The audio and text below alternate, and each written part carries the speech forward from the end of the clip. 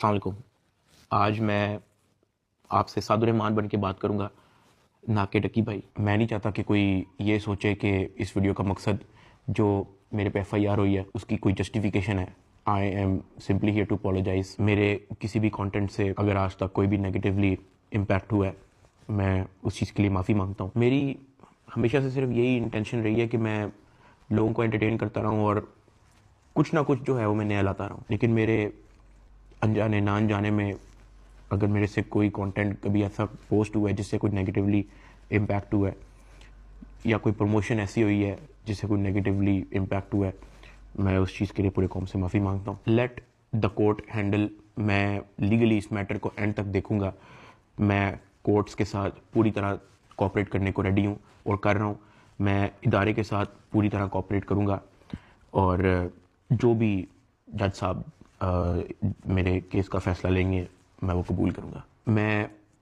मेरा और मेरी फैमिली का जो 3.5 माह का एक्सपीरियंस है सिर्फ वो बताने आया हूँ। 16 अगस्त 2025 को जब मैं सो के उठता हूँ तो मैं बड़ा एक्साइटेड होता हूँ, क्योंकि हमने अपने दोस्त वगैरह मेहमान बुलाए होते हैं, हमने अपने घर में दावत रखी होती है, मेरे सब दोस्त आते हैं, बड़ा इंजॉय करते हैं, हम खाना शाना खाते हैं, गपशप लगाते हैं, मेहमान चले जाते हैं। उसके बाद मैं और रूब पैकिंग में लग जाते हैं, क्योंकि हमें मलेशियन गवर्नमेंट का एक इवेंट है, उधर से इनवाइट आया होता है कि डकी भाई आप आएँ, हमारे लिए कुछ वीडियोस वगैरह बनाए। पूरे पाकिस्तान से उन्होंने एक मेल और एक फीमेल को चुना है, जिसके अंदर मेल में उन्होंने मुझे चुना है। बाकी कंट्रीज से भी उन्होंने एक मेल एक फीमेल इनवाइट किए हुए थे और मैं बड़ा एक्साइटेड था कि पूरे पाकिस्तान के अंदर से उन्होंने एक बंदा चूज़ करना है और उन्होंने मुझे चुना। मैं बड़ा ऑनर फील कर रहा। हमने बड़ी जल्दबाजी में पैकिंग की, क्योंकि मेहमान आए होते हैं, हमें टाइम नहीं मिलता और मुझे नहीं पता था कि जब हम पैकिंग करके अपने घर से निकलेंगे तो मेरी ज़िंदगी का सबसे मुश्किल वक्त शुरू हो जाएगा। मेरे वहमो गुमान में भी नहीं था कि मेरे साथ क्या होने जा रहा है। हम जब पैकिंग करके सामान गाड़ी में रखते हैं, गाड़ी हमारी एयरपोर्ट की तरफ चल पड़ती है। एयरपोर्ट पहुंचते हैं, हम सामान अपना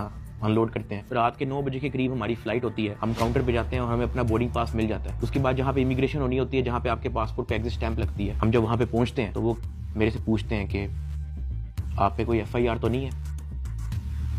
मैंने कहा नहीं। कहता आपका साइबर क्राइम में कोई इशू है क्या? मैंने कहा नहीं। कहते आप हमारे साथ आ जाएं। मैं और अरूब एक दूसरे की तरफ देखते हैं कि ये क्या हो गया। हम किसी को ऑन टाइम ज़्यादा इन्फॉर्म ही नहीं कर पाते हैं। मैंने ज़िया को सिर्फ मैसेज कर दिया है कि ये इस तरह से इशू हो गया है, तो शायद हम फ्लाई ना कर पाएं, तो आप प्लीज़ गाड़ी जो है वो एयरपोर्ट ले आओ और हमें यहाँ से पिक कर लो। हमें लगा कि शायद हमें बस सिर्फ फ्लाई नहीं करने देंगे और हम घर जा सकेंगे। 5-10 मिनट के बाद इमिग्रेशन वाले हमसे हमारे मोबाइल ले लेते हैं, कहते हैं कि इसको एयरप्लेन मोड पर लगा दें और अरूब की तरफ वो इशारा करते हैं कि अगर आप जाना चाह रही हैं मलेशिया तो आप जा सकती हैं। अरूब ने कहा नहीं, अगर साथ मेरे साथ जा रहा है तो मैं चले जाती हूँ, वरना मैं इधर ही ठीक हूँ। शायद ये मेरी गलती ही था, क्योंकि उसके बाद जिस चीज़ से मेरी फैमिली ने गो थ्रू किया है, मैंने